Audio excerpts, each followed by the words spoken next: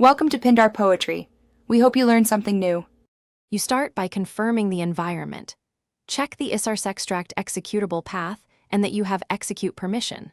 Once done, install any missing runtime libraries or SDK packages the tool needs, because missing dependencies often cause not found errors.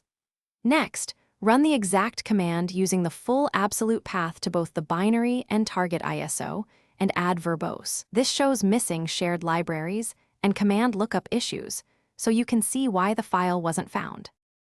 You now diagnose deeper. Run LDD on the Isarcextract binary to list shared libraries and identify missing ones, because unresolved symbols prevent execution.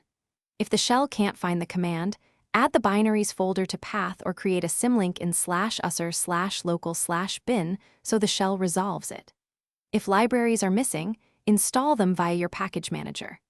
If the binary appears corrupted, rebuild or reinstall Isarcextract. That fixes checksum or architecture mismatches that cause the error. You finish by verifying the tool runs, execute Isarcextract version or help to confirm a clean start.